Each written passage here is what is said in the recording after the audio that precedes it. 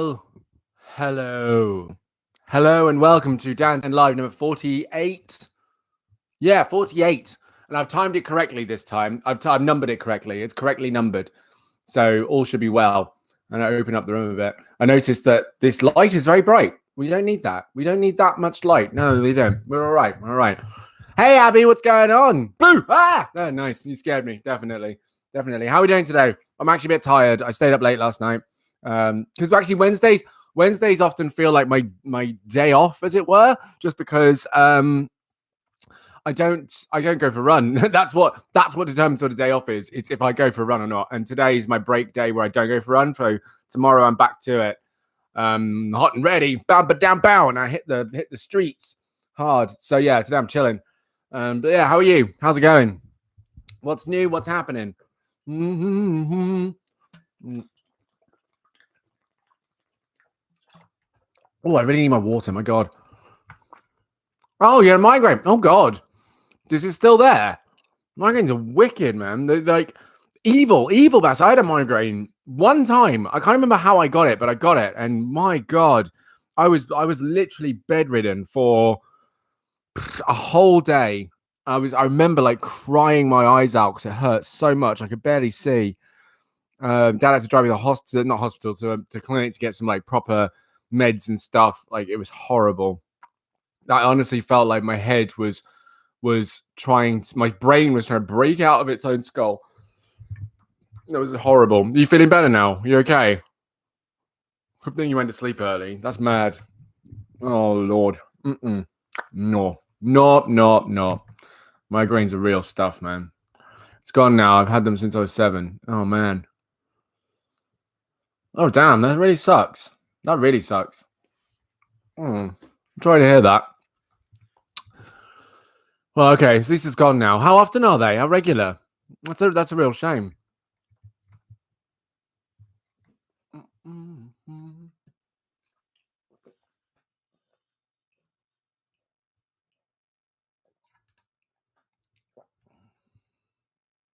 Oh no, that's exactly correct.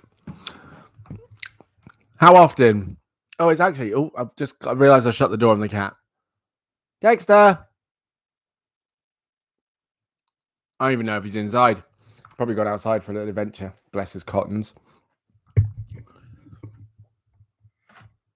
I'm actually waiting for the comment. I'm only going quiet because actually honestly because I'm limited on what to talk about. You know, I say this most episodes, but it's also because, to be really frank, I've had such a lazy start to the day that obviously I haven't run, but I haven't showered yet and I haven't changed. I'm still in my pajamas. This isn't it. But I changed my t-shirt because I was like, you know, I should probably at least put something appropriate on. But yeah, I'm just chilling. I'm really chilling this morning. When I was younger, it was constant. It calmed down when my doctor wrote to the school about my bullying. Okay. All right, then. Oh, so you think it might be like kind of internalized bit of psychological pressure? Do you think there's a lot of stress going on up there? So the more you calm, the less they happen. Do you reckon that's what's going on? By the way, I did check out some of your artwork. I'm really enjoying it. Really enjoying it. And I like the way you're playing around with a lot of different styles in terms of you know, filters and images and pictures, and there's some fractal graphics in there and so on. I really like it, and the color schemes, things. I think it's cool. It's nice. And in secondary, it was on and off. It was died down now, thankfully, but once in a while I get them, so I guess it's stress related. Okay, all right. So hopefully you get a chance to meditate and stuff like that. I mean, I don't know. That's a suggestion I would make. Hang on, he's going to want to come in. 1 second. Here he comes. There you are. Yeah, I mean, I don't know what's been suggested to you as a thing to do. Obviously, I'm guessing sleep is up on the top of the list, making sure you're well rested often enough. But yeah, I honestly would suggest, I reckon that meditation does wonders. I bet meditation really does wonders in terms of allowing your brain just a little, like, have a proper rest every now and then. But did you ever figure out what exactly it was? Try and remain calm. Yeah, for sure. I mean, that's good for anything. Like, migraines are not. I think that's a good idea in all situations, really. Just try and stay calm, really. Just chill out. Take it easy, you know? It's a good time. You're right, mate. Hang on. He's not had. I've deliberately tied this lace to the door handle, thinking that he would play with it. But obviously, he doesn't care about the lace until it's attached to me. You want some of this? Yeah. Oh, yeah. You want some of this? You want some of it now? He properly. Oh, there you go. Oh, yeah. Excuse me. By the way, I didn't realize. So I listened to one of the videos back. I was showing my partner when Dexter came up here to say a few words about masculinity, as you remember, Abby, yesterday. And yeah, I didn't realize how good the microphone sounded. It's really good. I noticed that I get too close. I can get too close to it, and it can really fuzz. But actually, I sound great, right? The quality of the sound is wonderful. Really impressed. Yeah, and she also asked, why do you hold it? And I'm like, I like holding it, actually. It's nice. I prefer to hold it. I think that's all it is. Thinking it's stress. If I get panicky about something, I tend to get them, which will be great if I try to learn how to drive. Yeah, no, well, I think that's definitely something to be wary of, because learning to drive is very stressful. And it's a lot of work for your mind learning to drive. I mean, obviously, eventually you reach a place where you're fine, but actually that would be a huge risk. So you definitely want to find that peace, that inner peace, Abby, before you get there. I mean, obviously, it's not to say don't learn to drive. You probably can, but I think you want to be really careful, because it is only stressful because, of course, at first you think it's you that's the risk, right? And to be fair, it is at first, because you're learning. You don't really know the rules. You might make decisions that other people don't predict and stuff like that. But actually, as you learn driving growing up, it sounds bad, but to be a good driver, right? And I know a lot of lads will say, "Oh, I'm a good driver," and it's because they can drive fast and in control, and that nonsense. Like, that doesn't make a good driver. Anyone can press the accelerator. That's not hard, mate. That doesn't make you a good driver. It actually makes you a really irresponsible and bad driver. Honestly, twat. I'm not even talking about anyone in particular. It's just I hear that. I've heard that so much growing up. I'm just like, oh, Lord, get over yourself. But actually, a good driver, I think, in terms of like responsible civil, general driving, is just as aware of their surroundings as they could be. And that doesn't mean that they guarantee they will never crash, but it just means that they're far less likely to crash. And one of the rules that I was taught about driving, which it doesn't do much for personal accountability, but it's part of personal accountability, is imagine everyone else on the road is a boy racer. Imagine everyone else on the road is one of those guys who thinks they're a good driver. And then suddenly, you're very wary. And it's even stuff like, one thing I did learn, which is really important, actually, and there's only, in my years of driving, which I think is good 11 years. What is it? There's only been a couple of occasions where this has happened, but those couple of occasions could have saved me, a whole car, right? So we're not just talking, oh, it only happened a couple of times, it's fine. Those couple of times could have cost me a total of like £3,000, £4,000, £5,000. And it's times where you're waiting at a junction to pull out, and someone's indicating to turn into the junction that you're on. And what I was taught in driving school was, you do not make a single move until you actually see the car turning into the road. Because the number of times that I've also seen people indicating, I've done it. I've actually confessed I've done it. Indicating incorrectly, right? Means that an indication cannot be 100% confirmation of their next decision. It can't be, because people will indicate without actually moving. So it's little things like that. And you have to literally, and I remember when I was driving, my instructor would constantly, every time he reached any junction, he would deliberately be like, boy racer coming around the corner. And obviously it would put you on edge, but that's what you've got to understand. That's what you've got to come around to. And actually, I'll be even more honest. And I think in terms of accountability, you've got to be aware of when you are the boy racer or girl racer, the person racer, because you're just as susceptible to accidentally going over the speed limit, right? You're just as susceptible to, accidentally missing. And I think it happens more often later in driving, because you get so used to driving, you become complacent in how you perform as a driver, which is why actually I do think they should do driving tests like once every 10 years.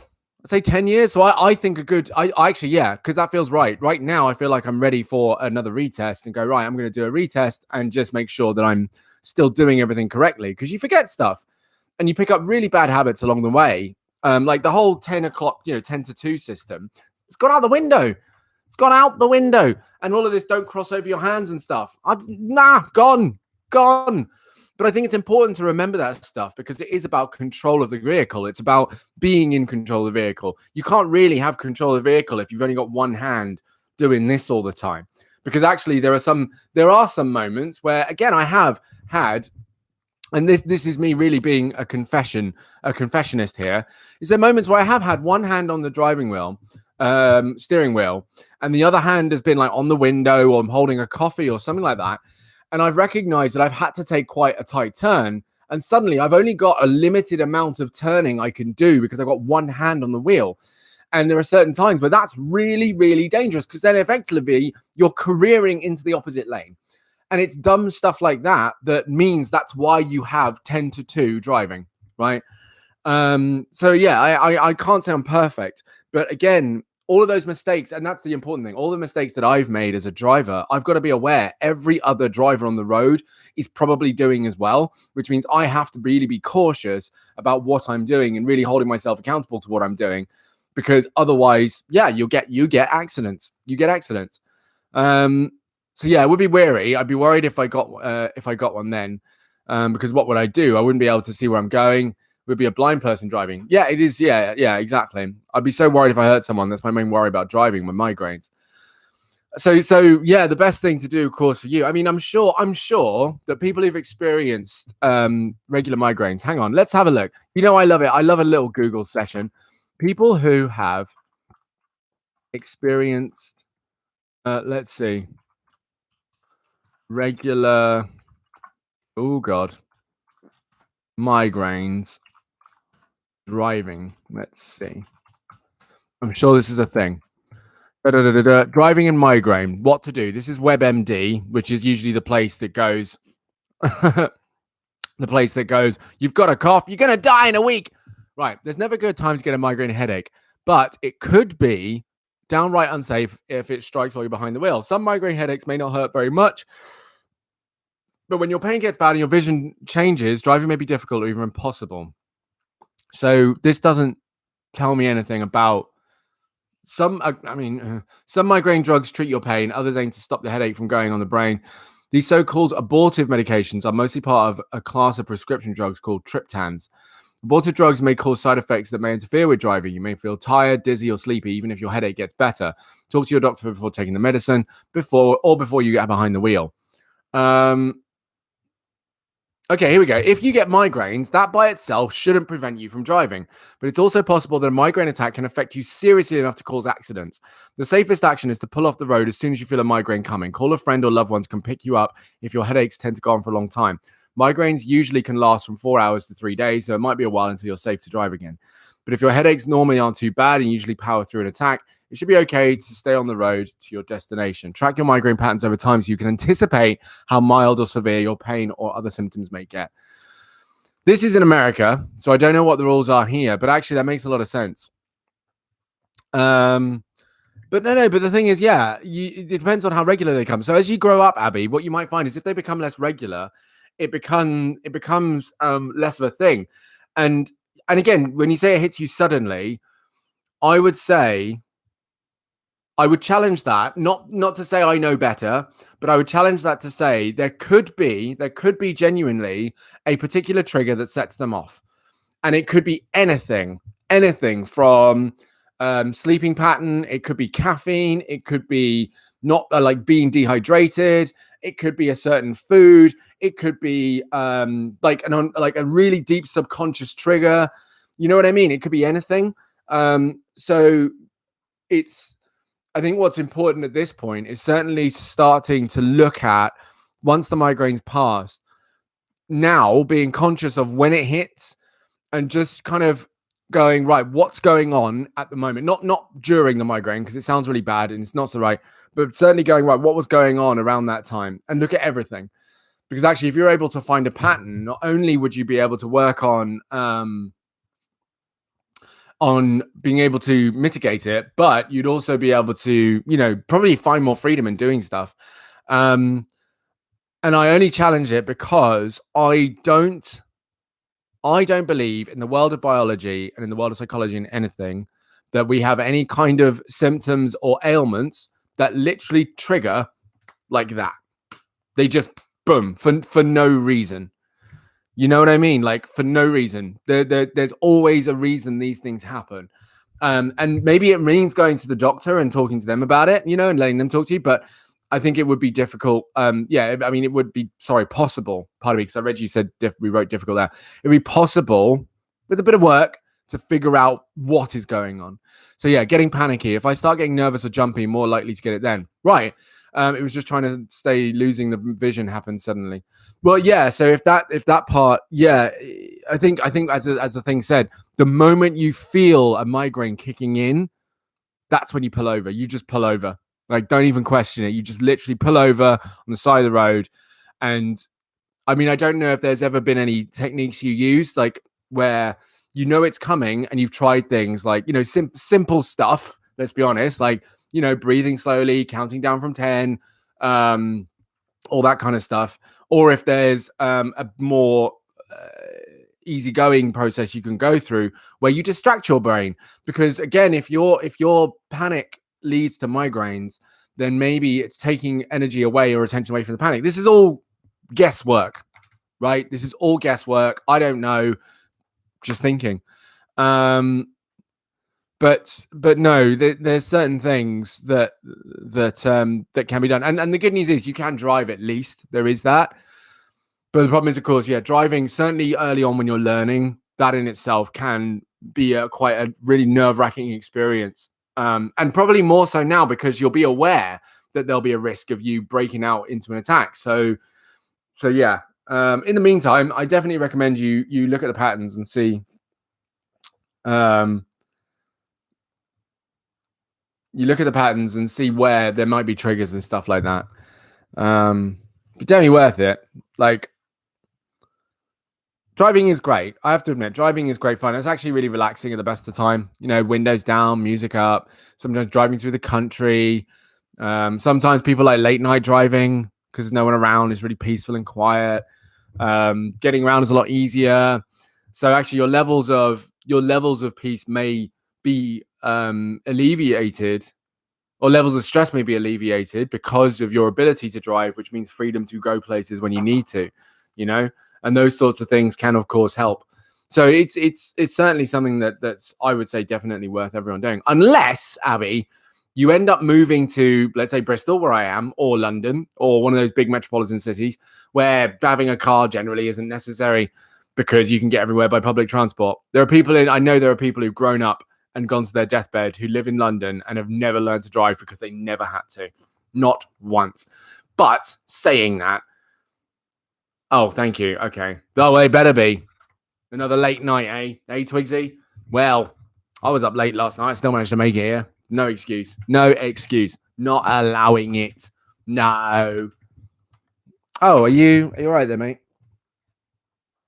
Oh, yeah, that's right. Get him. Yeah, get him. Oh, he's using his hind legs this time. Really going at it, are you, buddy? Is that what you're trying to do? Huh? Do-do-do. Ba-da-dum-boom.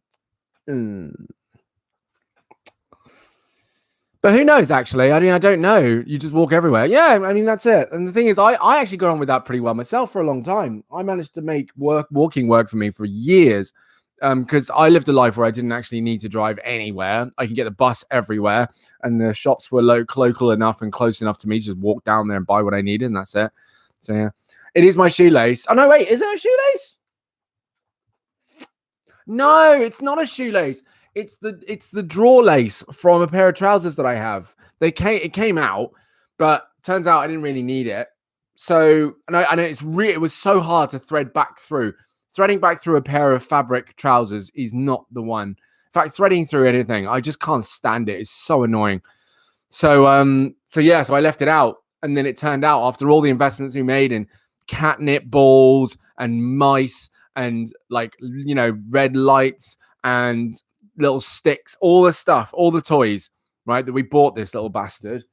This, a piece of waste that could have gone in the bin. This is what it is. And he absolutely cannot get enough of it. As you can see, this is it. You just, that's why you don't take textiles. Well, the thing is, I reckon if I took textiles, I'd learn a really good lesson in how to thread things back through trousers. But no, I didn't. So here I am now, instead playing with a piece of string that I can't thread because I didn't take textiles, but the cat loves it. So every cloud, Abby. What did you say there, cat? Yeah, unfortunately, this cat here, who's got a maniacal look in his face, he looks so like, I'm gonna get that lace. I'm gonna get it. Are you gonna get the lace, Dexter? You've got the lace. Can you hear that? Did you hear that? Wait. Oh no, he's not going to do it again. I was going to make him say something. But yeah, he doesn't like catnip. Or at least he doesn't respond to it. He didn't give a crap about it. I was really excited about the catnip, I was really excited about it. I want to see this cat go wild and do some stupid nonsense. But nah. He's not a doper, unfortunately. He's not. He's just a loving cat who loves to kiss and hug people. Well, not new people. He'll need you in the house for like 5 to 10 minutes. And then he'll be like, you're my best friend now. I love you. But before that, he doesn't want to know you at all. Oh, by the way, the front door might go while I'm live, just so you know. And if it does, then I will need to go because I will need to answer that because parcels arriving and stuff. Dexter, what? The monkey? What monkey? What are you talking about? Which monkey? Yeah, you. Oh, you want to go? You want to go, son? Is this what's up? Huh? And he's gone. He's pissed off now. He's gone. Night in the Museum. Right. Okay. I haven't seen that film. Sorry. Is it Disney? Because otherwise I don't want to watch it. No, I'm joking. I haven't seen it. Have I seen it? I might have seen it, but I don't remember the monkey. It was one time. Wasn't that interested. Sorry. My bad. Sorry. I'm sorry. I'm sorry. Sorry. Right, Abby, tell us what are you curious about today? What's a question? What's a burning question you've had for a long time, and let's discuss it. I want to get a topic from you. Bear in mind today we're also reading a couple of chapters. Oh God, of From Good to Amazing. Right, sure. We will be going through that. But yeah, what's a burning question you have today for us, Abby? Tell us. Is that the side you've been playing with? Oh, has he been playing? I don't know what he's been doing. You used to love that. Yeah, sorry. I can't say that I do. Oh, you thought you were done with it, did you? You thought the lace was done. Well, it ain't done, my friend. We still lacing it up in this. Yeah.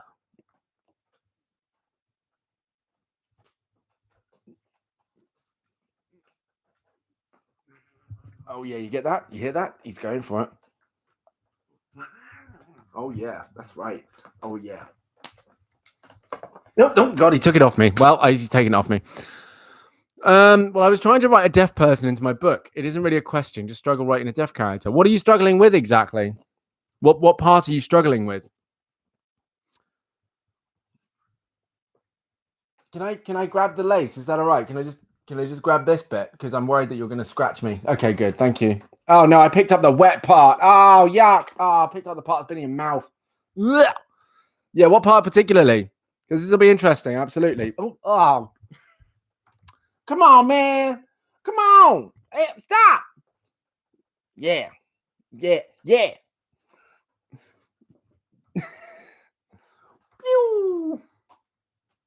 gonna go for it? Are you gonna go for it? I am waiting, by the way, Abby. I'm just playing with the cat while you type it out. It's all good.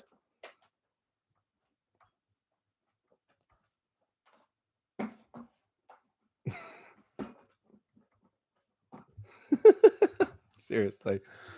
How to write them signing in a book or the dialogue. Oh, I mean, that's you know what? That's an interesting one. I didn't think about that.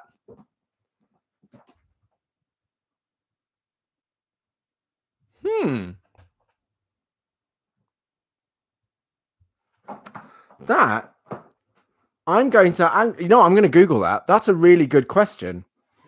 Don't you hiss at me, friend. Just because you're losing to a lace, don't give me yours. Don't give me your nonsense, all right? You're losing to a lace. You're losing to an inanimate object. My fault, you're lame. Okay, right. I'm not in this live at all. I'm playing with a cat. Right, hang on. Right. How I need okay. How do you write deaf people into a book? Writing deaf characters. Right, here we go. 1 second. I don't often do how to write posts because there are many other authors that do it so much better. However, I do notice that a lot of people are trying to be more inclusive with representation in their stories, and I think that's great. Writing inclusively means that the author gets the opportunity to learn about other people, which quite often leads to a more empathetic understanding of one another. A lot of people will say, I'm not your Google. I rarely say that because algorithms are based on a person's search history. And if someone is deft at wading through the mass of online information, this usually isn't a problem. However, given the number of informative faux sites that are little more than opinions disguised as information, I'm usually okie dokie with pointing people to good resources. Occupational hazard, I guess. So if you're thinking of placing a deaf character in your stories, this might be the right post for you. I'll give you a few hints based on my own experience, which may or may not be the same as others.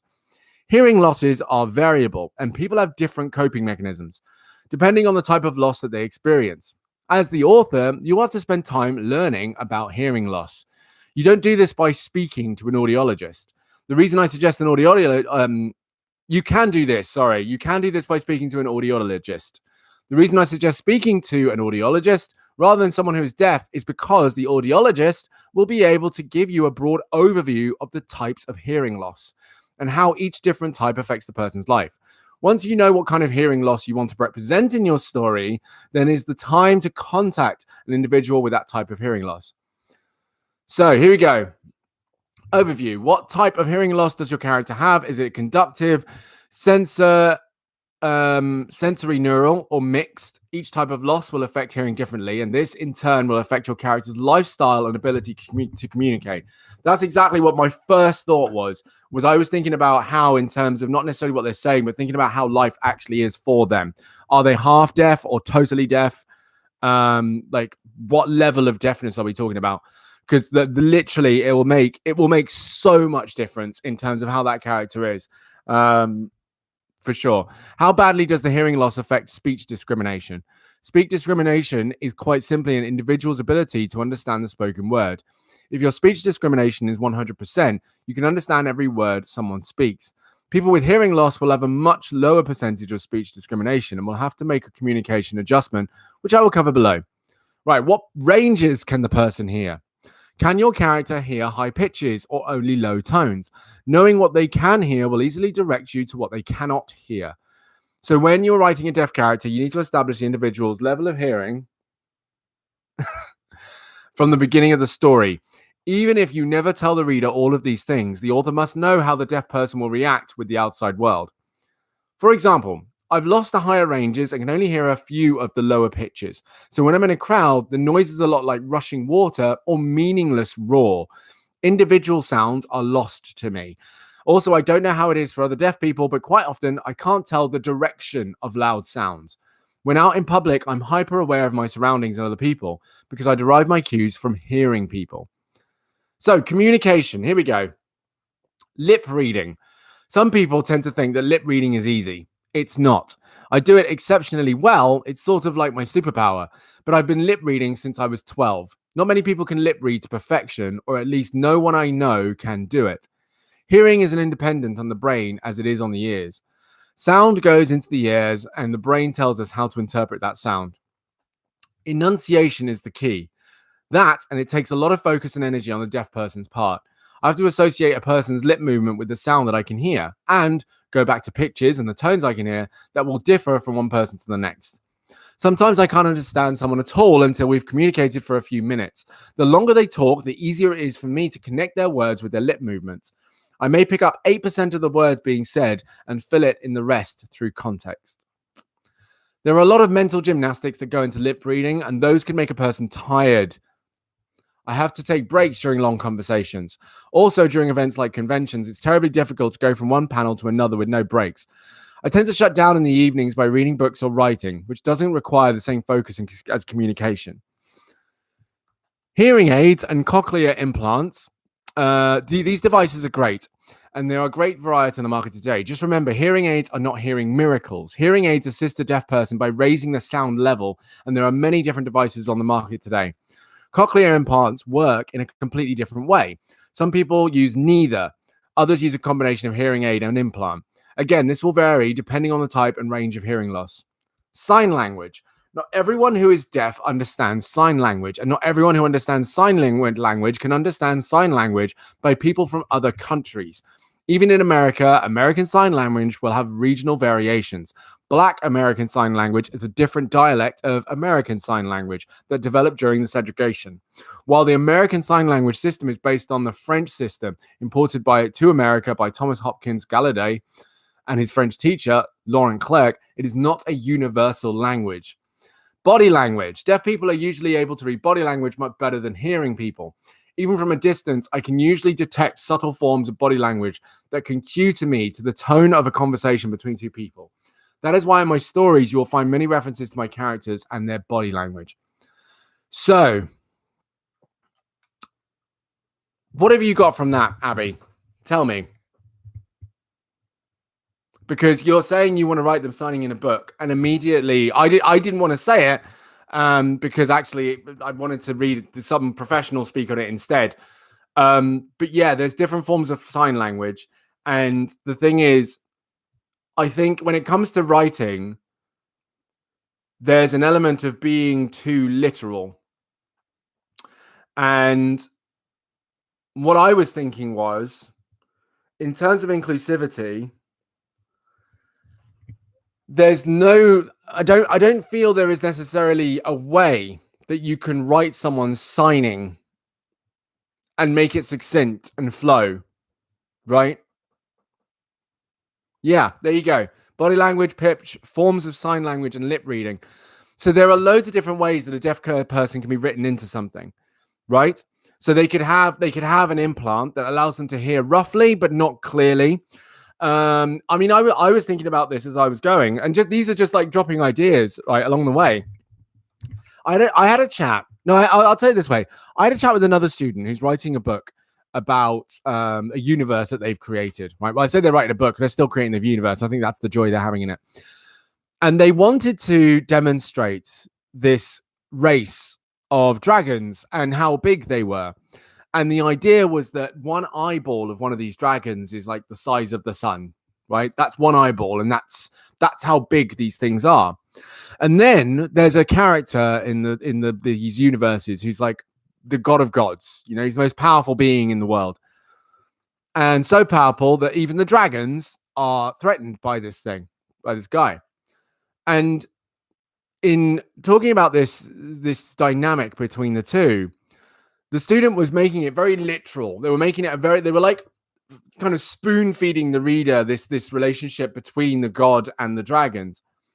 And I was like, sometimes the most powerful way to send a message is not to have to read it out painstakingly to someone, right? Much like I could teach you a lesson. You're more likely to learn a lesson through experiencing the lesson than me telling you the lesson. And that's exactly what readers are looking for. They're looking to experience this thing. And of course, you've also got to think about how people actually are in the real world if you want to make it truly immersive. So you think to yourself, that I said that what if there was a scene, theoretically, where you don't have the gods saying to the dragons, "Oh, I'm better than you, and I could defeat you," and or you don't have to have the god even killing a dragon to make the point that it's stronger than one of these things. What if all in one message you had these dragons that would look upon Earth, and technically they were seen to be the sun and the moon, right? And that's what we thought they were, the sun and the moon, but actually it's dragons staring down on Earth. And a god one day, takes a walk up a mountain for some reason, and you can give it a reason. But as they reach the top of the mountain, the sun or moon, whichever one, actually shrinks as if it's pulling away. And in that dynamic, you're actually demonstrating that these things are threatened by this being. And from that tiny little instance, that tiny moment, you're giving that message of this guy or this woman or whatever it is not to be messed with, not by anything on this universe. And it also puts suddenly the it suddenly puts the dragons in a place where they're so big, but they also have a weakness. They're not actually that powerful because there are things that can defeat them. There's still a pecking order. And you can do the same thing with any character in a book, right? Hermione is not seen as a smart person because everyone goes, oh, she's so smart. And oh, look how smart she is. And oh, look at all her A grades. No, she demonstrates how smart she is by being able to answer questions correctly, by being able to give people information that they need in the time of needing it, by being studious, right? She's in her character. So in terms of a person being deaf, it may not have to be so direct as they sign everything. It can literally be a case of sometimes they might miss certain things. Sometimes they actually don't say a lot, right? Or they don't speak very often, but they're able to lip read really well. Yeah. And that doesn't have to be clear until later on. You can literally, and you can have this secret deaf character in there. And these are all ideas I'm dropping, by the way. This is not, you have your plan of what you want to do. But you can have a deaf character in there. But in a book, because deafness can be invisible in a book, you can have a character who is deaf, but it's not clear that they're deaf until something takes place in which they mishear something. They completely ignore it. It doesn't bother them, you know? And then it's like, wait, what? And everyone else in the book knows except for the reader. And that becomes part of the experience. What that also does is it actually allows the reader to kind of want to read the story again, because they're like, wait a minute, you mean I've got to chapter 5 and this character's deaf? What the hell? Like, what? Wow, wait a minute, this changes everything. And they might want to go back and read it again and be like, wait a second, so hang on. So that means that this moment is poignant because da-da-da-da-da, and this moment's poignant because da-da-da-da. Whereas if you make it quite obvious from the start, there's no room for the reader to use their creativity, to use their imagination, because everything is given to them, right? So, and I mean, I even thought about scenarios, for example, where, because in my head they were completely deaf, right? So they became really good lip readers, but they were very quiet. And again, quietness can be mistaken for shyness, coyness, right? For being an introvert. But actually, it's more the fact that they can't hear their own voice, so they don't speak, and they choose not to speak because maybe in the past they often found themselves to be misunderstood. So instead, they just act. And of course, you've got this wonderful backstory behind the character of actions speak louder than words. Everything this character does is more impactful than anything anyone else says. And this person is deaf. And that disability doesn't hold them back from being an incredible character, right? And so there's a lot more you can do when it comes to writing deaf characters in books, because that deafness, again, like I said, can be invisible. It can have a real impact on the reader, and actually can allow their imagination to play around with what they're seeing of this person. And of course, and I love this stuff, it also calls out bias massively, because the assumption is that the character, I mean, I'm not gonna lie, I assumed for some reason that the character was a girl. I don't know why. I have no idea why. I've had a girl in my head. But I don't know what gender the person is. I think it was probably because you were writing it and you're a girl, so I was just assuming the girl character's a girl. But yeah, like, you can call out people's bias because there may not be many cues to the fact that this person's deaf, right? And actually, this is, now I'm thinking about it, so I'm now writing your book for you. Sorry, Abby. I'm sure you're listening. Let me know if I'm crossing a line or just, telling you how to write your own book, but I hope you're enjoying this. But another thing that I like the idea of, oh my God. Oh Lord, I can't. Oh. Abby, I'm going to tell you this very quick. I'm going to stop for a second. Basically, my partner and I were having a conversation earlier today about actually having a child, like actually trying for a baby. And so we've been sending each other pictures of babies. And she sent me this picture of this baby. And how adorable can you get? Look at that. I would give that child the absolute world. Everything. That child would be spoiled. Literally. Spoiled child. Don't care. You're getting everything. Absolutely everything. The most beautiful child in the world. Just hang on. That child is immediately spoiled. That child's going to be the most spoiled child in the world. Hands down. Love you, babe. So adorable. Yeah, so what if in this book you wrote this deaf character, and whenever anyone raised their voice, whenever any like big rumble happened, whenever there was any big drama that was purely noise based, right, sound based, this character did nothing. And so it painted this picture of this character being like super like stoic and like a zen like unresponsive, you know, strong bass, you know, character. And it was like, whoa, this person's really like, they're like one of those what is it, monks, like meditatory monk person who's not ever phased and totally centered. And then it actually turns out that they're deaf. They just can't hear anything, so they don't respond. And we get misguided on that. And it's like a big reveal. Now, that doesn't mean that they're not centered and they're not strong and they're not brave. So actually, and then this is great. I love this shit. So then when you find out that they're deaf, I'm actually writing a whole book that you're not writing. So I'm going to keep going with this, Abby. I'm really enjoying writing this book that you're not writing. But if any of these ideas work, take them. By all means, have them. It's absolutely fine. I don't care. Let me know when it's done and I'll read it. But what if, right? This whole time people think, oh, it's such a strong, centered character, female, male, whatever, non-binary, who cares? You know, like, oh my God, they're so strong and so centered and I'd love to be like them. And da-da-da. Turns out they're deaf. And then people are like, oh, wait. So then they're thinking, oh no, they're not strong, right? They're not centered. It's actually the fact they can't hit. They're disabled. Oh, that's different. And then you flip the script again where you're like, no, they are strong and they are centered. But actually, it comes from the fact that they don't need to respond to their environment quite so much because they don't need to. There's nothing to respond to.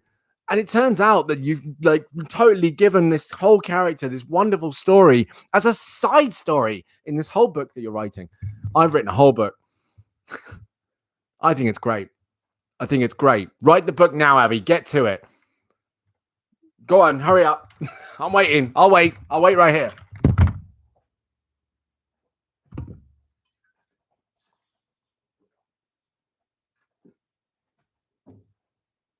Have you started yet? Come on. Let's go.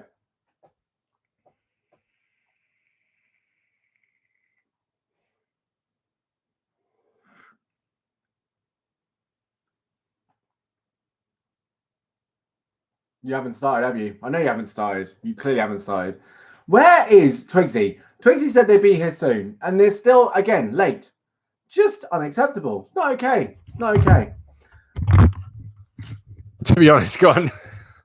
Yeah, no, books take a long time. I get it. They do take a long time. That's fair. I got well excited though. I actually want to write a book as well. I do. But it's more of a non-fiction. It's not a fiction book.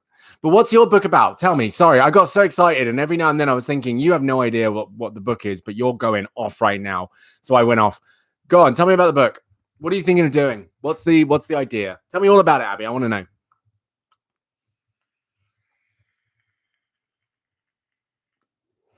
I was gonna be really cheeky and ask if it had werewolves and vampires in it. Go on. Tell me. I genuinely am curious.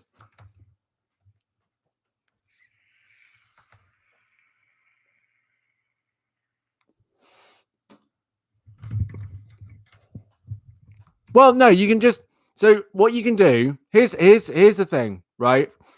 In the way that Harry Potter is the story of a young lad who grows up in wizard school, right?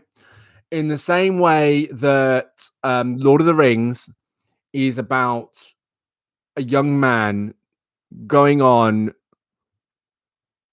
the most unbelievable journey to save a realm, right?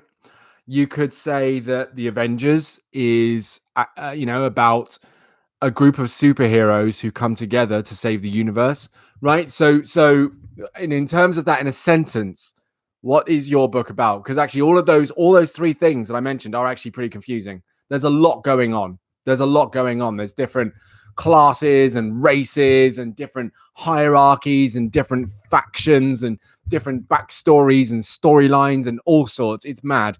So break it down to that one sentence. And actually, that's good practice. Okay, cool. All right, there you go. See, nice. There you go. That's not confusing at all. Romance between two people, racial differences, the struggle of daily life, an attack that leads to PTSD. Okay, cool. All right, then. You did it. You went and did it, Abby. Well done. You went and did it. Good stuff. Good stuff. And then later on, deafness. Oh, okay. So they developed deafness. Okay, then. Wow, that's different. Yeah, that's different. That's a whole different thing.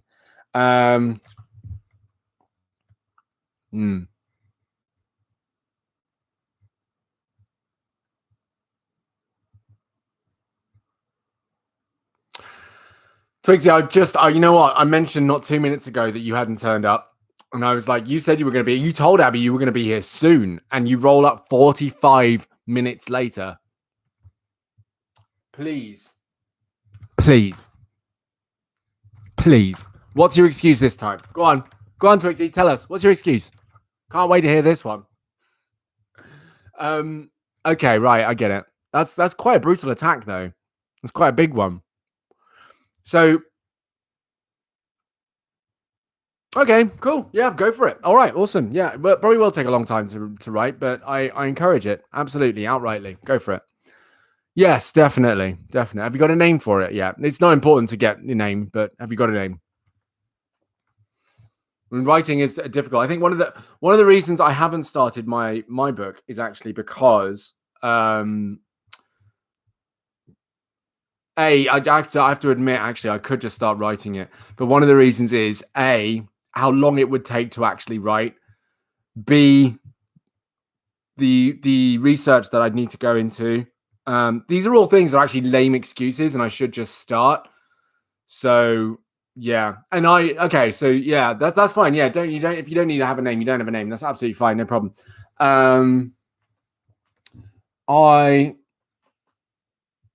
Someone's wanted to send me a message. The name of my book was simply called Here's an Idea. And actually, it's a culmination of a lot of the conversations that we've had on this live about identity, about race, about just all sorts of different things that about us, about people. And it's just me talking about it. And I just thought that's what I wanted to call it. Yeah, here's an idea. I didn't know where to go with idea or thought, though. So, yeah. So, Twigsy, you've had to do like 50 things when you get up. I actually have to wake up, then get dressed, start my computer up, and then wait a minute and turn it off and on again. Then I have to wait for it to start up and unplug the mouse and plug it back in. 50 things, Twigsy. 50 things. And also, what time did you actually wake up, though? If you woke up at 5 to 12, then I'd be like, okay, fair enough. But how long did that take? I'm going to push you on this. I'm joking. I want to make it clear, Twigsy. I am joking. It's fine. It's okay. I really am not actually upset or disappointed with you. This is all for a joke. But at the same time, what time do you get up today? Right. Then I have to take my dog out for a wee. Yeah, that's fair. Take 10 minutes sometimes because she's slow. Then I have to get my breakfast and a drink and then bring those to my room and then come back to my dog. See, so now when I look at that, what I look at is a need. You woke up. See, there you go. No wonder you're late. You literally woke up late. You woke up after we started, Twigsy. Nah, I'm not having it. Not having it. So you know for a fact that it takes you half an hour then to get your stuff together, which actually isn't that bad. To be fair, half an hour to do all that. Well done. That's actually really impressive. That's very good. Even considering you have to load up your computer, wait for it to load up, turn it off, and then turn it back on again, and take your dog to go pee, and have breakfast, and get dressed. That's impressive. That's actually really good. So yeah. There's obvious differences between someone who's joking and someone who's not.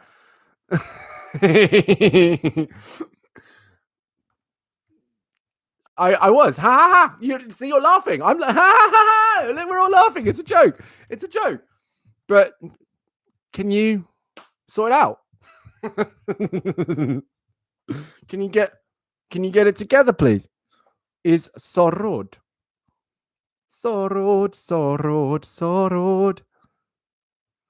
Oh, what happened here? Am I follow? Oh, I thought I was following them. I am not following enough people. It's not okay. Yeah,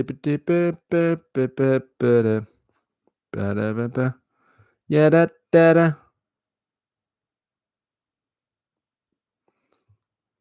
No, don't care. Don't care.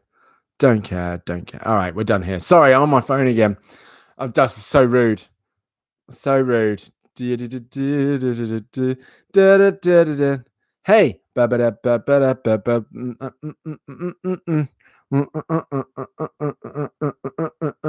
Also, Twigsy, oh no, actually I won't say. Actually, I'm not gonna say that to you because you were late and you missed it. So I know it is rude. I'm on my phone too much. I'm sorry. It's really bad, isn't it? I'm doing a live. You guys are leaving messages and stuff, but appreciate me. You do rush. You do rush. And I appreciate the fact that you do rush, but you're still late, and if you said late gang, if you said Twigsy, I'm going to do a live show, I'm going to play my music, and Dan, it'd be really great if you were there. It'd be cool to see you there. Please do show up. That'd be awesome. And you said, oh, it's midday. I'll probably go for like an hour or two. Be cool to see you there. But it'd be great if you turned up at the beginning, just kind of, build those numbers up, get them all in there. It'd be cool. And I was like, yeah, no problem. And then I rock up at 1:45. Yeah, you've asked me. 1:45. And you're like, where have you been? And I'm like, oh, I've been trying to get ready.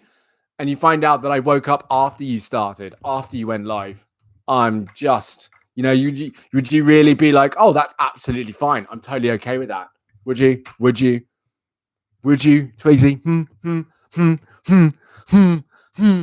I'm worried I'm going to blow snot onto my mic. I was saying, actually, the mic's really good, I didn't realize. I listened to the video back yesterday, Twigsy, and I have to say, the quality of this mic is amazing. Really good. I don't know how it sounds with the other one, but this be hitting different. It's doing all right. No idea what you were saying about you weren't going to tell Twigsy because they were late. Yeah, no, it's fine. It's okay. Abby knows, but Twigsy won't because she's late. First of all, at least you're there. Oh, yeah, sure. I mean, actually, to be fair, that is what I thought. It's better that you are here. That is true. That's actually very valid. I was more concerned when I didn't hear anything from you yesterday and you were just not here. And I was like, this is very unusual. It's the same for Veronica. Veronica and Ethan usually are here. Veronica's been here every single day, but she's stopped now. And I'm nervous because I'm like, what's happened here? What's happened? And I don't know. But oh well. It's just us core people, us core DansDeners. Abby, oh my God, Abby! Hang on, I screwed the lid on too tight.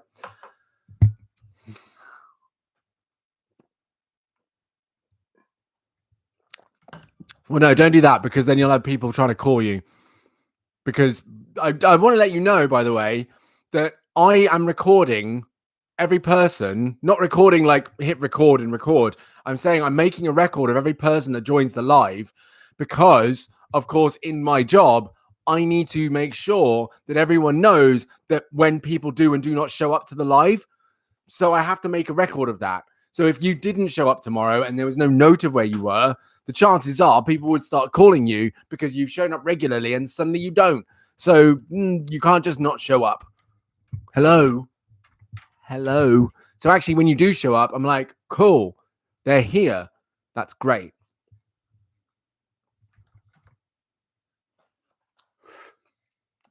I never thought about it like this, and I'm sure this was the case back in the day, but young people pissing off and not telling anyone where they went causes a lot of stress on adults. It's a lot of stress on adults. Yeah, exactly. That's why you don't get calls, see? All you got to do is rock up here. I'm like, Twigsy was in the room. Boom, submit. Ain't nobody needs to call you. It's all good. It's all good. Why did I say your name? When did I say your name, Abby? I don't remember saying it.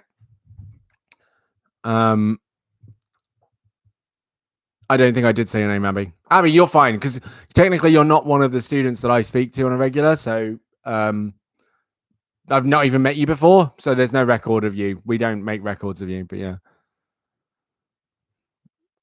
Yeah, exactly. See, the amount of stress you put on adults when you just go off and gallivant away without telling anyone, honestly. Ugh, it's not okay. Did I say Abby and then had a drink? Did I? Did I really? Wait a minute. I'm going to have to watch this back because I don't remember doing that. Oh, my brain is a sieve. Where are we at? My brain is a sieve. Oh, God. Where are we at? Okay, 1 second. That's going to revert back to me. So I'm going to have to also... Can you stop it? Right. That's far too far back. It's not okay. Is it going to start doing an echo thing?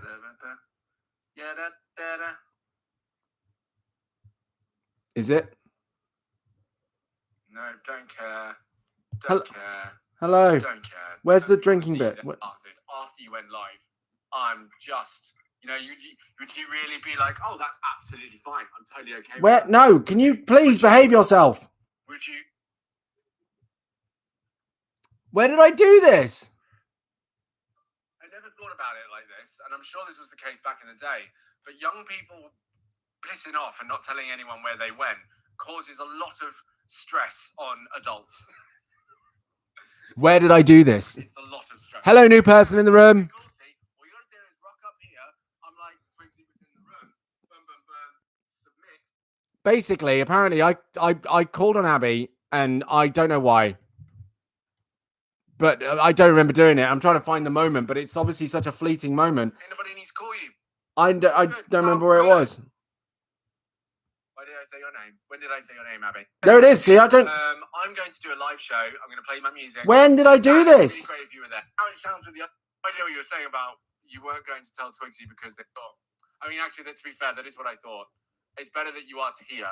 That is true. That you're here. Veronica's been here every single day. It's just us core people, us core DansDeners. Abby. Oh my God, Abby. Hang on. Oh, I did. Yeah, I did do it. Yes, that was it. Right. Oh my God. I remember now. Okay.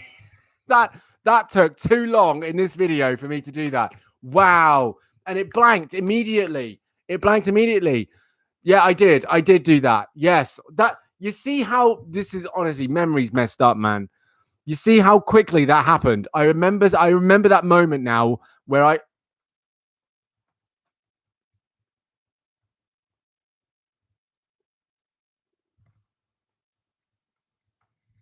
guess this is what we're doing now, huh?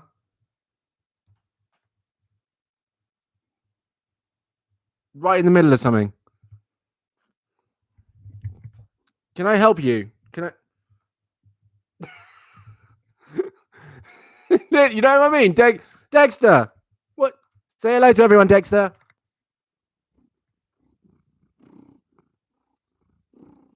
Oh, yeah, you're getting your mouth slobber all over my damn mic again, ain't you? Blech. Look at you. You lummox. Anyway, Abby, sorry. I remember what I was going to say. Basically, on my channel banner right now is Twigsy's artwork.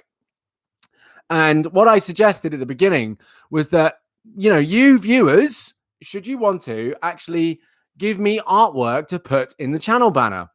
And Twigsy's has 2 so far. Then another one of the first ones was another student, like back at the beginning.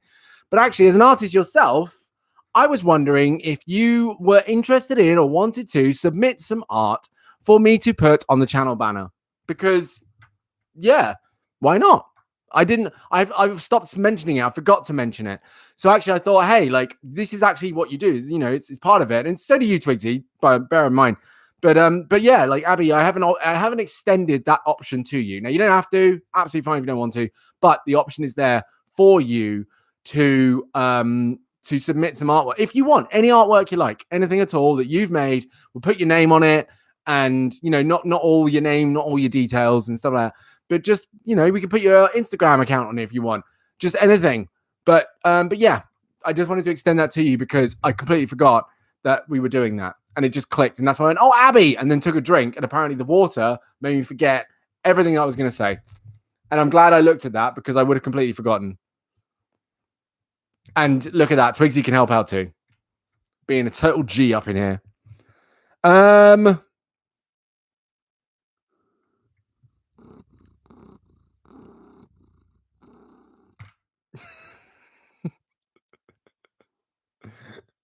Seriously, you just, yeah.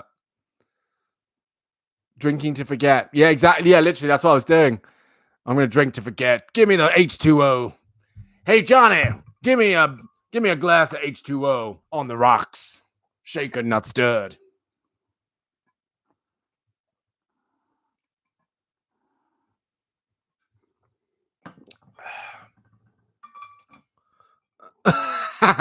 You know, it's funny. As I was drinking that one, I was literally thinking, what might I forget by drinking this? And then I realized I won't forget anything because literally I'm thinking about what I might forget. And it won't be, I probably forgot something, but it won't be anything to do with this conversation. Because what I was talking about before I said, Abby, and then said nothing, like I was having some weird flashback to a previous life where, you know, my sister was called Abby and she got on a train to Glasgow and it turned out it was the wrong train. That was weirdly specific. I was talking about, yeah, you guys. Oh, hang on. I think that's the front door. 1 second.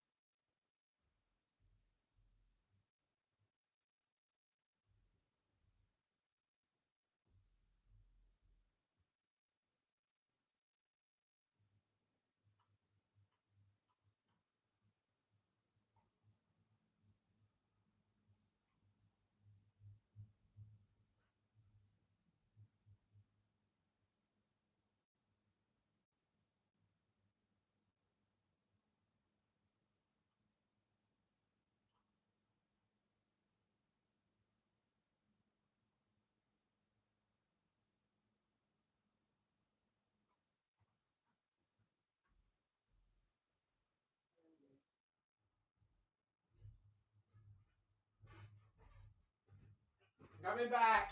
I'm sorry. I'm alive. I'm okay. I'm not.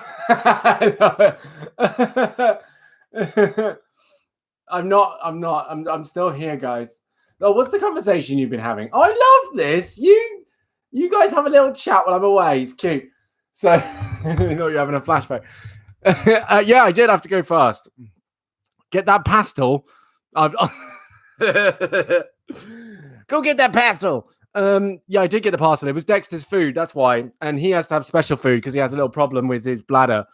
It's actually really bad because basically if he doesn't eat well or he stresses out too much, his bladder, it happened once when I first met my girlfriend. And yeah, he can't pee. So his bladder fills up and he really, really struggles to pee because there's something in his urethra like crystallizes, which blocks his pee passage basically. So it's really important that he gets the right diet and is completely calm and peaceful at all times, because if he stresses out too much, yeah, he doesn't. So I really have to, when that food comes, it doesn't matter what I'm doing, it doesn't matter, I have to go. So as soon as I heard the door, I was like, I'm out of here. And then not only that, but I got out there and all of our garbage is collected, which is great. But and this isn't a complaint actually, because I do understand it's not ideal. But the garbage collectors, I had to put a lot of the bins back where they needed to be, because I sometimes, like, I can end up with the neighbor's bin, the neighbors can end up with my bin. Sometimes the recycling bin lid is literally on the other side of the road. And I get it, because for them, I think they're union paid. So for them, it's literally just get the rubbish in and go home. So it doesn't matter whether they work 4 hours, 10 hours, whatever, they get paid the same amount. So to them, it's like, let's just get this done as quickly as possible. But yeah, I just had to move a few things around. Also, we have our food compost bin, and it's just revolting. It's so disgusting, but absolutely responsible thing to do. Food waste goes elsewhere, but it's just so gross because basically it's like food that's gone. It's so moldy. It's liquid.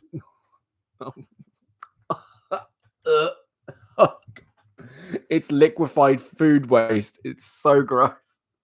And basically the way they did it was, they obviously, instead of taking the bag out and putting the bag in there, they just tipped the bin upside down. And so the bag with some remnants of gross food stuck on it was hanging out of the bin. I was just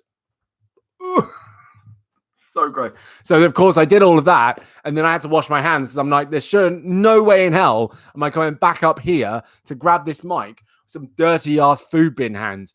So yeah. Never watched Doctor Who. I wonder if he does that thing where you take off the stuff out of the package, put the box in the bin, and then wipe down the stuff from the box. I don't do that. No, I don't do that. I with clothes, if I get clothes sent, I usually wash them before I wear them. That's something I do.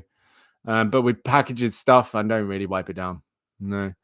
I haven't done that moment because we don't want corona. Yeah, I mean, I get that for sure, but no, we don't do that. He's going to sit down and be like, right, what am I doing here? Yeah, exactly it. And then he I did come back. I nearly forgot I was live with moving all the bins around though. And where is Bristol? Yeah. Yeah, where is Bristol? It's Bristol, and Bristol is actually, I'll open up an UK map for you and I'll show you. Hang on a second. Let me just do this.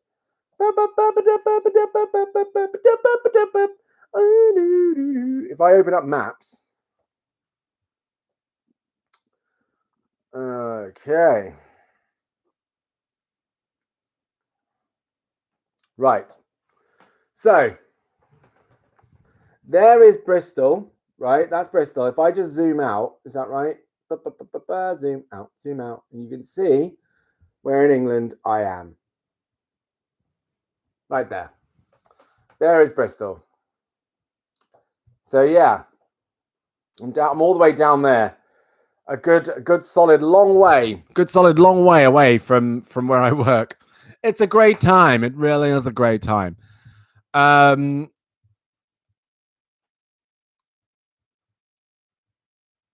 you mean you think I've moved somewhere else? What do you mean? I didn't go anywhere. I'm still here. How dare you? Rude. Right. I'm going to get on to reading this book. I'm going to get onto that because why not, eh? I mean, you were talking amongst yourselves anyway, talking about Doctor Who and stuff. So I figured, well, screw it. I'm gonna read myself a book. I'm gonna talk about going from good to amazing. Where did we get up to? Being an appreciator. Yes. And what I'll do is I'm gonna go up to. Oh, that's a lot of pages. Find your passion. I'm gonna get to the end of that. Yeah, I'm gonna get to the end of Find Your Passion, and then sit down. We'll finish off. We'll be done for the day. Oh, you're talking about your stepbrother? Okay. Fair enough. I was going to say, yeah. So your stepbrother lives in Bristol, right? Or maybe he does, but you're not sure. Okay. I mean, it's a cool move. Bristol actually is genuinely an amazing place. And, you know, there's a pattern forming with this that I'm recognizing. When a place or country or nation or anything like that is able to move past appropriately its horrible history, it actually turns into a really phenomenal thing. So Germany is an example where I look at their social policy and look at their social behavior and people collectively as a nation, and they're absolutely magnificent. German people are wonderful and really, really great, really, really, truly great. And the laws they put in place, which reflect the fact that they will never, ever, ever, no matter what, ever go back to being any kind of Nazi state and so on. It really shows it. Bristol, believe it or not, is actually one of the main cities in the UK that did a lot of slave trading back in the day. So Bristol, where a lot of it happened. A lot of slaves were brought through Bristol, actually kept in Bristol. A lot of training took place here. And that's actually what the whole city is built off of. The city is built and developed off of the back of slave trade. But you wouldn't believe that if you came here and looked around. I certainly wouldn't live here if I felt like the city had still looked at any of that in any sort of way. But actually, Bristol is probably one of the most openly liberal places in the country that I've been to. And that includes Brighton, because Brighton's more of a LGB place. Maybe some tea, but mostly LGB place. Whereas Bristol appears to be LGBTQIA plus, people of color, sexualities aplenty, and it's not in your face. It's the fact that there's a silent acceptance and understanding of it all. And I say this in a nice way, that I get the impression that literally here, no one actually cares in the nice way who you are, what you do, how you do it. No one cares. They're not interested. And it's not. And I say that to say, like, there doesn't seem to be much of a conversation in the society around it. But when you look at the arts, when you look at the museums, when you look at the works that's done, a lot of it is actually about that kind of stuff. Primarily, there's a lot of stuff about Black history in Bristol, because again, it's the history of Bristol. But yeah, I don't feel, since being here, I'm not going to say, I have to say, sorry, since being here, I have not felt one iota of animosity from a single other human being since I've been here. Not one tiny sliver of animosity from a single human being since I've been here. Now, I can't say the same for living in Birmingham. I definitely can't say the same for Reading. I can't say the same for Cambridge. Can't say the same for Essex. Definitely can't say the same for Lincoln. All the other places I've lived in the UK, unfortunately, I've experienced some form of bigotry, either towards me or towards a particular group of people. Here, I cannot say that I've seen it, I've heard it, I've experienced it. Nothing. Not a single bit. And that's not to say it doesn't happen. It's just that the longer I'm here, until I first hear my first instance, is more of a testament to this city than otherwise. It really is. Like people who are just like, they seem really, really cool. And actually, Twigsy, you weren't here over the weekend. I know you were here. I did say, but yeah, the fact that, for example, yesterday, went to the park, met a couple of friends, and they were, one of them partners was non-binary. It was so technically you couldn't call it a lesbian couple, but obviously pansexual, and I guess pansexual as well. Pansexual couple, openly out in public, living a life, being together, being in love. Everything was cool. Not a single bit of animosity. And it was also the fact that there were two mixed people, two people of color, and a pansexual, non-binary, all hanging out together in a park, having a drink, chilling out. And there was not a second of animosity. I think there was a mild bit of animosity, however, towards me and I didn't really think about this afterwards, when a dog, really beautiful dog, it was a husky, came up to me and licked my face, and I kissed it back. And I do remember the owner looking at me like, what the fuck are you doing? And I realized that actually probably shouldn't have put my mouth on the dog, because dogs, I don't know if they can, we don't know if they can get coronavirus or anything like that, but I probably shouldn't have done that. But it was hard not to, because A, the dog was cute, and B, the dog, like, I was lying down, the dog literally came up to me and right up to my face, and I was like, oh, okay, I guess we're doing this now. So yeah. But no, Bristol, it has been, for over the last, I don't know if you guys are familiar with this term, like the whole up and coming thing, in terms of like towns and places. When you start moving around and start moving out, you'll start to hear it more. Oh, this place is really up and coming, and that place. And I think that's just code for, it's not great right now, but it supposedly it'll get better because a new shop opened up that's really nice. That's the kind of code it can be for. So take it with a pinch of salt. But Bristol apparently has been up and coming for the last decade. But it's continuing to up and come. It's still going. When I lived in Reading, a lot of my very, very cool bartender friends, when I worked in restaurants, moved here, and a lot of them became ambassadors for Bacardi. Some of them ended up opening up their own bars, which became like the top spots in Reading in Bristol, to go and drink. And one of them actually is. So a friend of mine who I worked with, he opened up his own bar here, and it literally now is one of the top 5, I think, bars in the whole of Bristol to drink in. Then some of them ended up, just being menu creators. And it was just, a lot of people suddenly just started moving to Bristol. And I was like, what's going on? What's happening with Bristol? And eventually, me and my partner were like, you know what? Yeah, let's move to Bristol. And now we're here. And it still seems to be like loads of people are still moving here. And it's still not got to a place where it's unaffordable to live here. That's the other thing. The prices are still not reflecting of the demand of people to live here. They are still affordable. So you don't necessarily have to be wealthy to move to a place that's very open and liberal and free and so on. So it's really accessible. I love it here. I genuinely love it here. And even though I have to drive a hell of a long way to get to work, which I haven't had to do for a while, so I can't even complain about it, I don't regret moving at all. I love it. It's amazing. And I still haven't seen half of it yet. So I've got so much more to dig into here, and I'm really excited about it. So when you say, Abby, at 2030, everyone's going to live in Bristol, there's a good chance the population of Bristol will rise exponentially over the time. It will rise quite significantly, which is why myself and my partner are really glad we moved here when we did. Because, better now than ever. Definitely.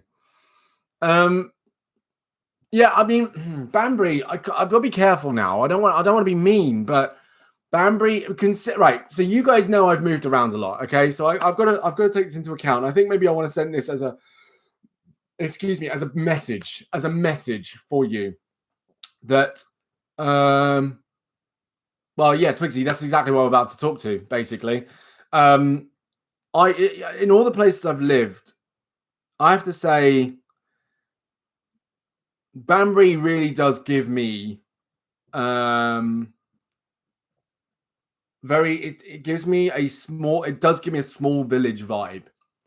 And it's one in which it's a place where, because it's a small village, there's not a massive amount that draws people to it. And with that comes a very restricted ability and access to greater things outside of itself.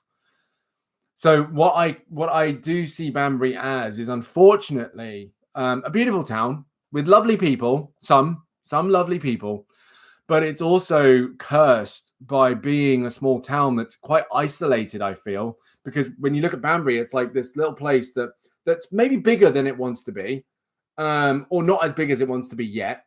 But because it's isolated just off the M40, there's not a great deal of real, fantastic, diverse stuff you can get in the area.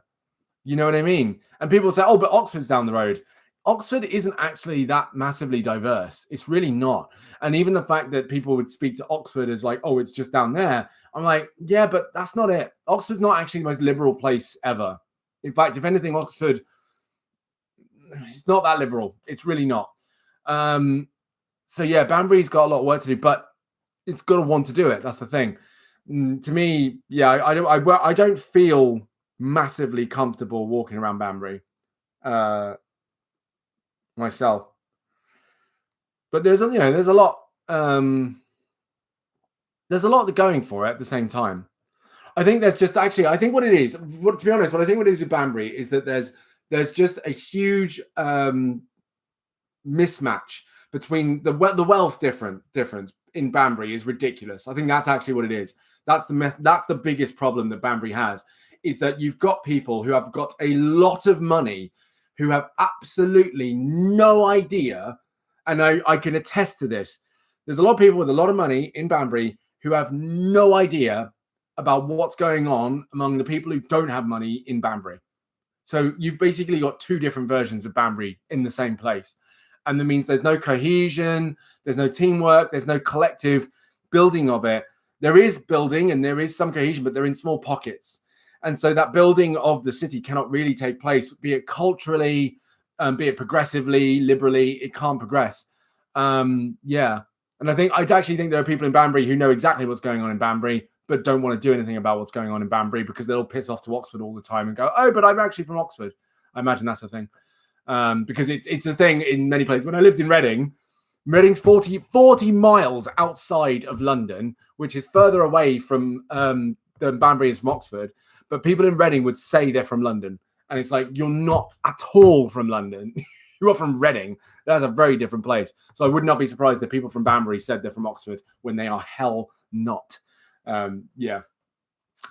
So you think got followed around by a guy there getting thrown insults? Yeah. Yeah. No, I think it is. Yeah.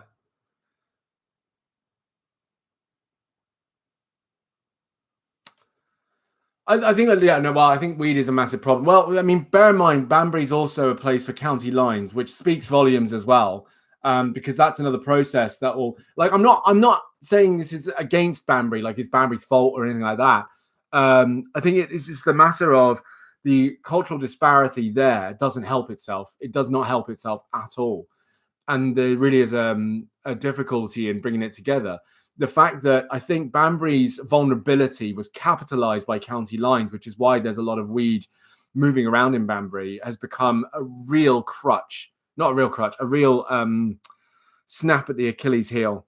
Like, it's really put the town in a disarray, because it's meant that young people who want to get jobs, who maybe want to start their own business, who want to earn some money, who want to do something enterprising, do something creative, do something legal, are given this option of, you can earn a lot of money. It's massively illegal. There is a risk of injury, death, assault, rape, all sorts, prison.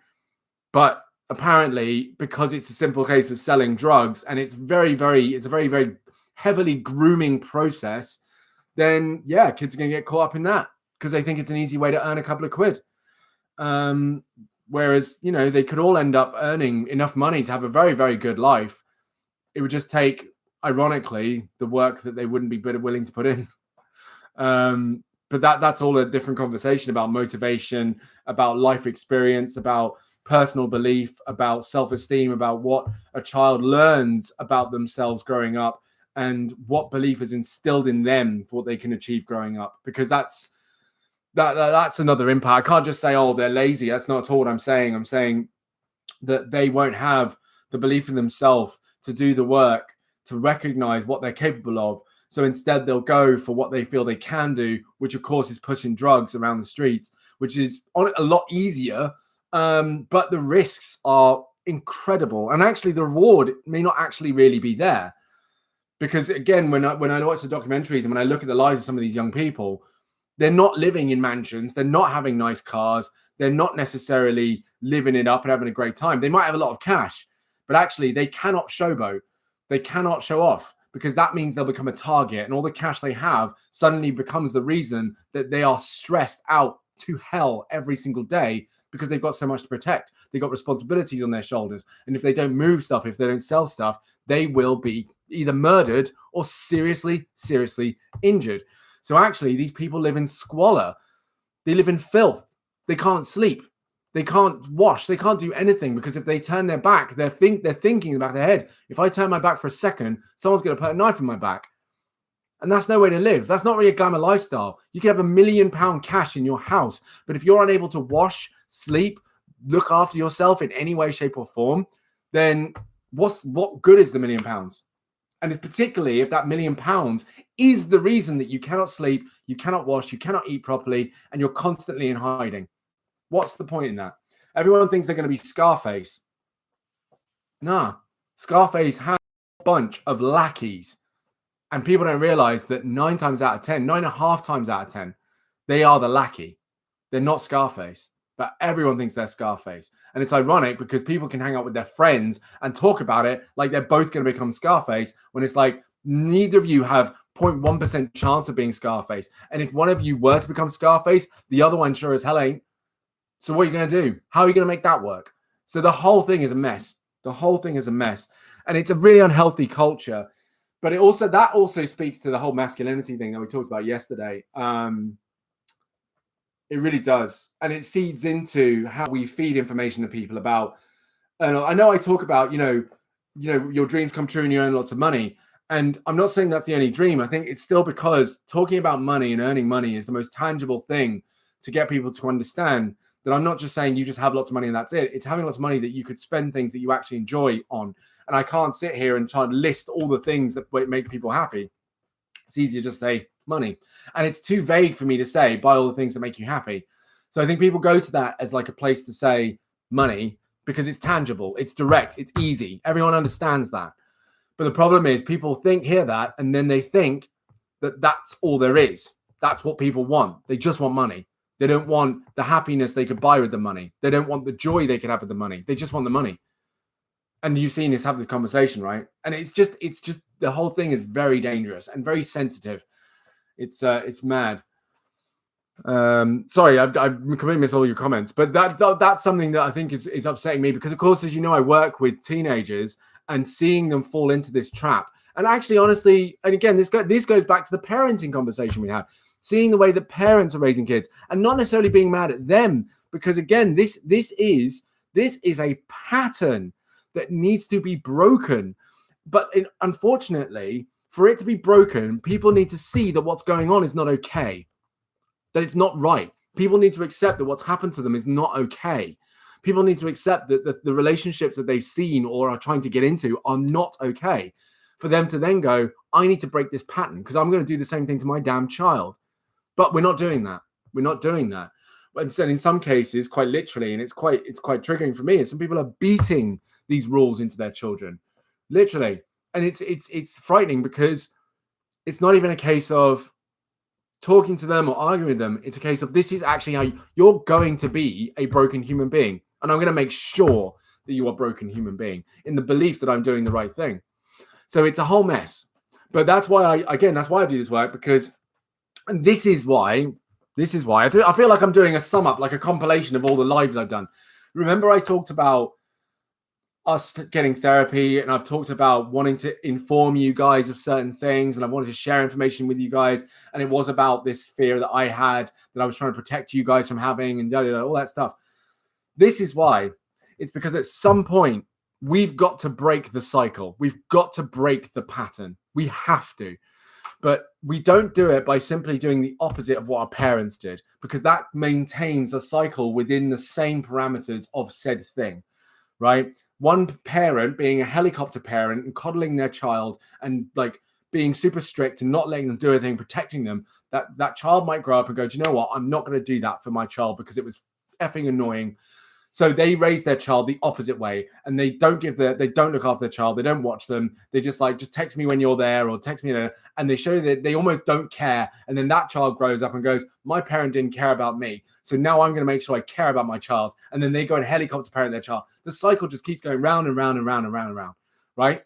That's a very derived way of looking at it, but that's a possibility of what we're seeing. What we need to do is really, truly break out of the pattern and create a whole new healthy process on how we are in the world and how we raise our children in the world. At least if we don't want to have children, fine. But at least how we are demonstrating and representing ourselves to young people in the world, because that still has an impact. Just because we're not having kids, that doesn't mean we don't have a responsibility to show how human beings can be in this world, right? So that's it. It's breaking that pattern. And only by understanding those patterns do we do that. That's what Greg did to Steven Universe. I don't know what you mean. I really need to watch that show. You keep referencing it, Twigsy, until I watch it, and I'll be like, that's exactly what Greg did to Steven Universe. Boom. Oh God, I did a mic punch. Yeah, like exactly. That's exactly it. But I need to watch the show, so I will get on that. Yeah, but I mean, you say there's a weird culture in Banbury, but actually what you'll find is that I wouldn't be surprised, and I really mean this, I wouldn't be surprised if it's the same. In fact, there's a similarity between Banbury and Lincoln. Now, I'd say Lincoln's larger, much larger, and Lincoln has a university, and that makes a huge difference to the economy and the general everyday happenings at Lincoln University. Having a university really does wonders for a town, because it attracts young people, it attracts sometimes young, diverse people, and those people are going to spend and they're going to use things and they're going to be around and they'll work so they can feed the economy, and they can really do a lot in that regard. But Lincoln also has, I want to say, a wealth disparity. It also has a problem with some uber rich and uber poor. And because, I mean, it's quite far spread out, but again, it's right out in the middle of nowhere. So that's my memory of it back at uni anyway. So we're talking over 10 years ago now. Claire's parents parented him, and then Greg grew up and was like, I'm never going to do that to my kid. And then Greg let Stephen do whatever he wanted while he was crying. Yeah, see? There you go. That's exactly it. And the cycle can continue. So that's why you've got to break the habit, for sure. Yeah. Who are you talking to? Wise moves not to... Oh, I see. Not to stay in contact with him. Yeah. I think that's always the best move at a young age. I will say controversially, and I say controversially because I know this isn't something I really should be saying to young people, but I think you get to... I've been lucky, actually. I'll put it this way. I've been lucky. I have been in situations where people have offered me cocaine. I said no. And I later learned that something I said, which was just completely in passing, and seemingly to this day, even I actually understand why they took offense to it, but at the same time, I was like, damn. He met me, the guy from this thing who offered me the cocaine. This was back at uni again. So we're talking over 10 years ago. He was laughing about it. Like, oh, you won't believe it, man. I was so mad at you. I was like, oh, what did I do? And he told me what I said. I was like, oh, shit. Okay, my bad. And he was like, I was ready to bottle you over the head. And that terrified me, because I was like, you telling me that I could have said something random, just out off the cuff, and I could have caught a glass bottle to my head from it. And that put me in a place where I was like, I'm really going to start being wary of who I spend time around. Now, what I'm not saying, actually, and really honestly, and I guess I can say this to you too, because I can trust this. I want to feel that if I'm in a situation where actually, even if I'm going to get drunk, no matter what, if I'm going to partake in any kind of this activity, I'm going to ensure that I'm around people that absolutely I can 100% trust. And that takes work. That takes understanding. That takes it. That doesn't mean I'm going to do any old drug with anyone. No, absolutely not. But what it does mean to me, and I'm saying this because I'm fully aware that me saying don't do drugs ain't going to do nothing. If you already want to do drugs, you can and you will. But at the same time, what I will say is in the times that I have done drugs, I haven't done it very often. In fact, I think every drug I've taken, I've done it once with people I've realized I didn't trust. And it was too late by the time I did realize it. And then I learned a pattern, and I was like, right, if the circumstances come along where I'm going to be doing any more of this nonsense, I'm going to be sure it'll be around people that I absolutely 100% know and trust, and you know, and I'm in a safe environment, because I haven't been put to any risk. But it is exactly like you said, when you have someone that you don't really know and you're not sure about, and thankfully they didn't force it on you, right? But that's the other thing. I've not been around people who force it on me, but I've also had the agency to be able to say whether or not I want to do it. And if someone around me is trying to get me to do it, that's an immediate, like, we're not friends anymore. You trying to get me to do this when I don't want to, we're not friends anymore. We're done here. So it is really about that. I mean, I say again, I think it's obviously wiser just not to do them. It is wiser not to do them, without a shadow of a doubt, hands down, definitely. And I say that as someone who's taken it.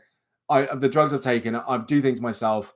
There was one drug I took, and it was out of blind curiosity, and all I thought was, I really never needed this. This is something I actually never needed. The curiosity is gone. I haven't taken it since, not one time. It's been around. I've been like, nah, I'm good. I don't need it. I really don't need that in my life ever again. And it wasn't a bad time. It was actually a good time, but at the same time, I was like, this is something I don't need. This is actually something that was not necessary for me. So it's to me a matter of the general curiosity. Don't do things you don't want to do. Certainly don't do things with people that you don't trust, and certainly don't have someone around you trying to get you to do them. I think there are just things that we all have in our life that we're like, I don't want to go to my deathbed not knowing what this is like, and that's it. Yeah, you were lucky. Yeah, exactly. Oh, did you? I missed that. Hang on. Where did you mention this about the topic?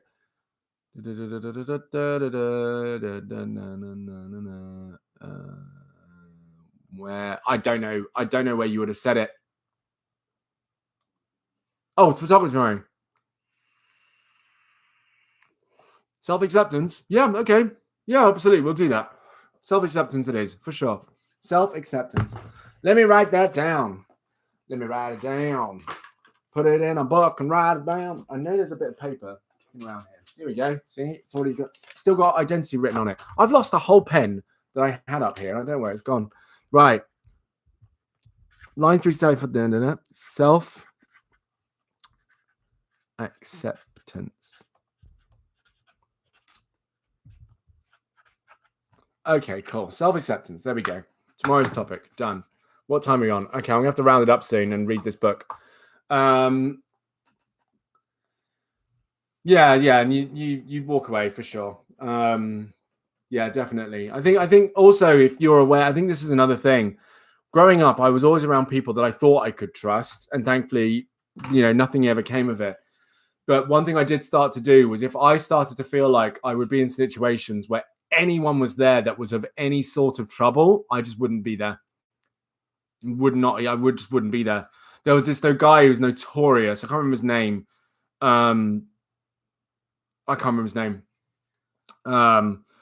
But yeah, back in the day, he was notorious. He was a proper troublemaker, and he did scare people, and he got people nervous and all this stuff. But he thought he was like Johnny Big Bollocks, and people would tell stories about how he, you know, stabbed someone in the knee with a screwdriver, and he stabbed this person, he beat up that person.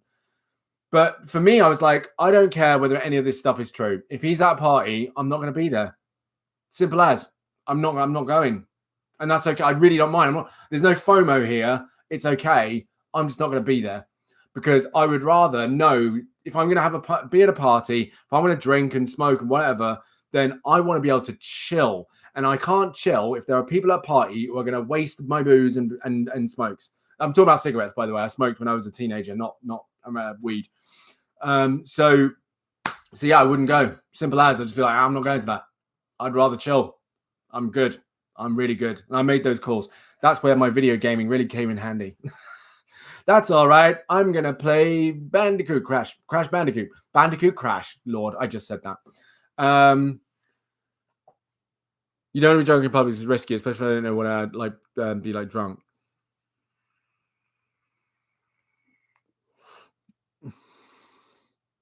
Yeah, no. Well, again, this is the thing. You might get to a place where you actually can find where you fit in. I did obviously, you know, again, growing up, I go to pubs and bars and clubs and stuff like that. I would have to be in a certain mindset to go to a club, and I realized that that mindset was just not a healthy one. Not like, you know, I'd have to be miserable or sad. It just wasn't healthy. I'd have to drink a lot to get in the mood to go and dance for like 4 hours.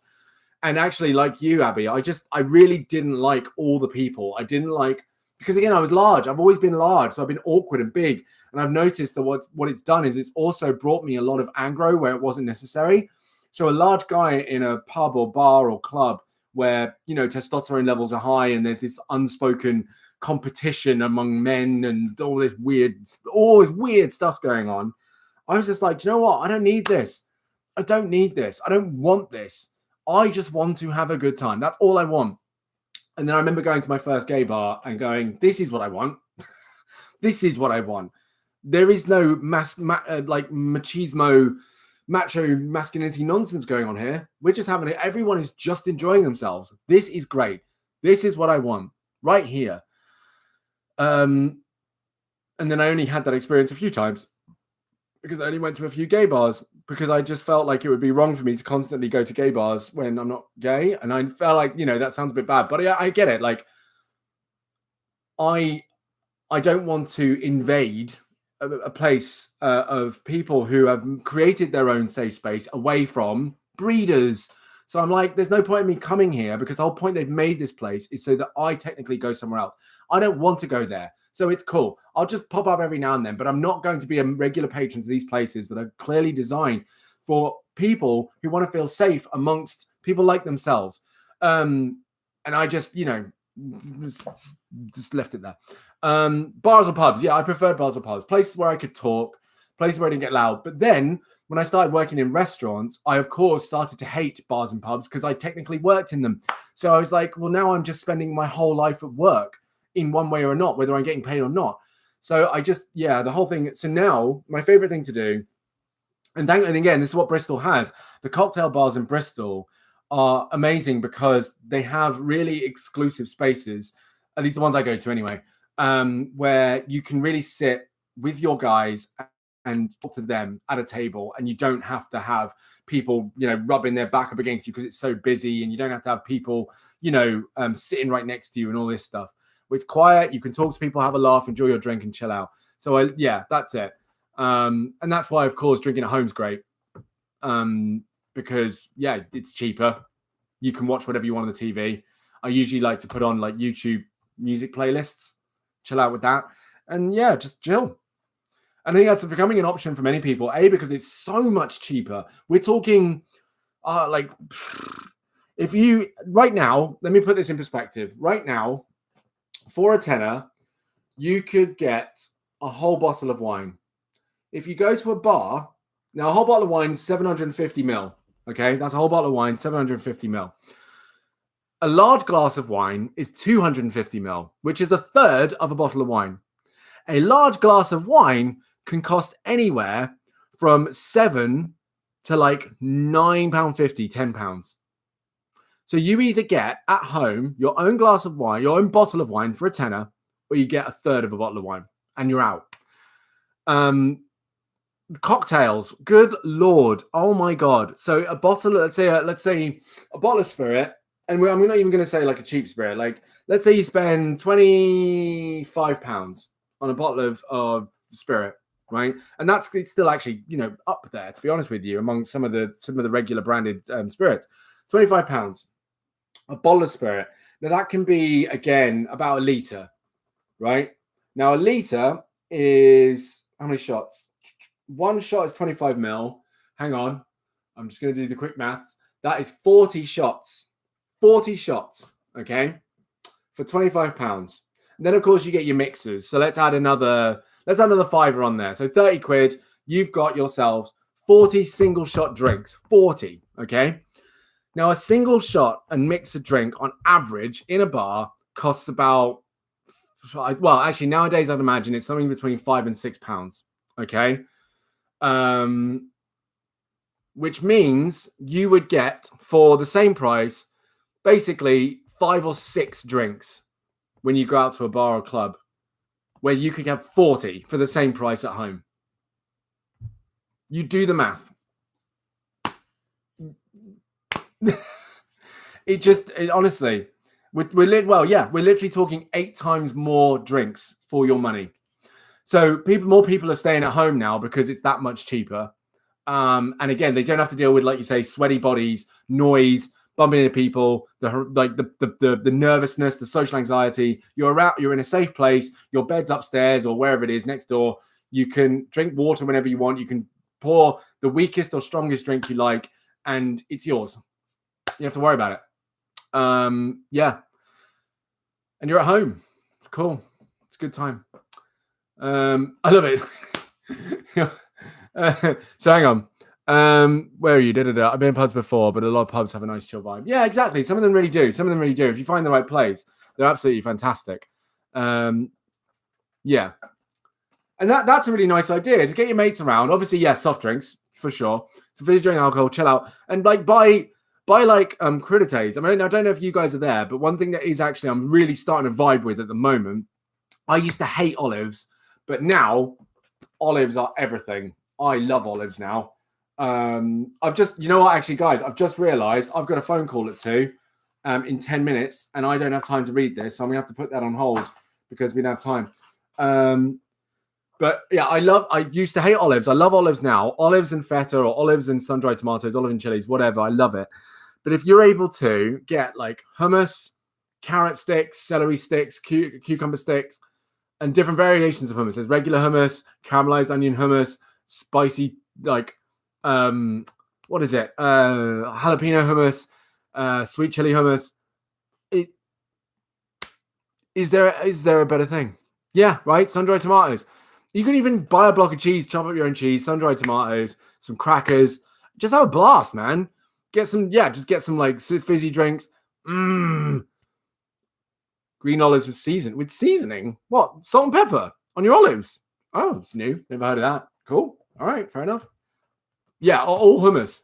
All hummus is amazing. Yes. Yeah. No, absolutely. All hummus. Absolutely. Definitely.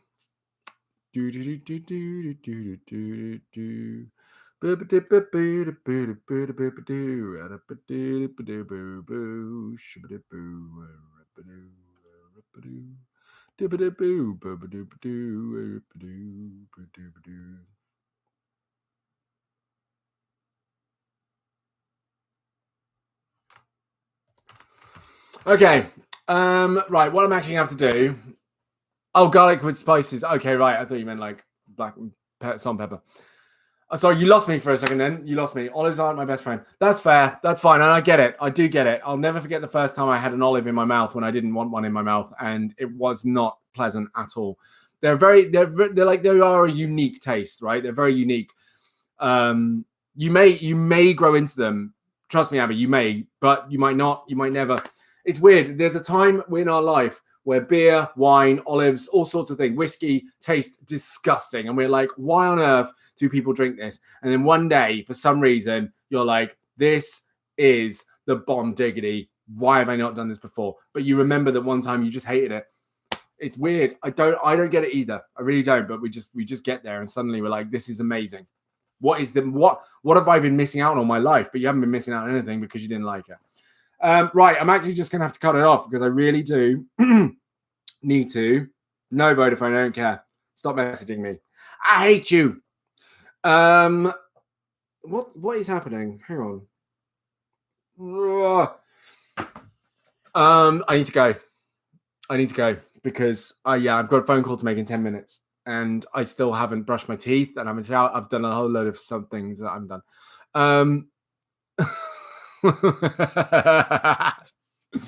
I love it. Why are you trying to poison me? Why? Yeah, no, it's gross.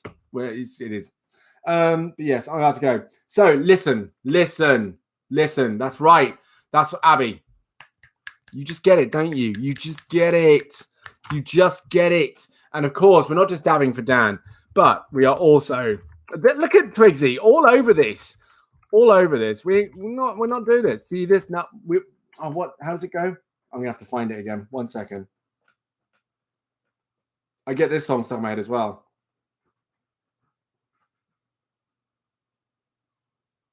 Is that an actual song? No way. Oh, no, it's not. Hang on, wait. It's another like TikTok thing, but I love it. See this what we not finna do. See this what we not finna do. See this what we not finna do. See this what we not finna do. This not what we about to do. This not what we about to do. That's it. Every now and then it gets stuck in my head and I can't help it. I love it. See this not we not finna do. See this what we not finna do. I love it. Damn it out, people. Oh, I love you guys. Right, have a great day. Tomorrow we will talk about self-acceptance. And yes, I'll speak to you tomorrow. Much love all. Take care. And yeah, bye.